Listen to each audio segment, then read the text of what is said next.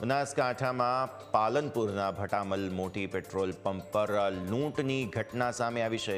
બાઇકમાં petrol પુરાવવાને બહાને આવેલા લોકોએ અહીં લૂંટ ચલાવી હતી.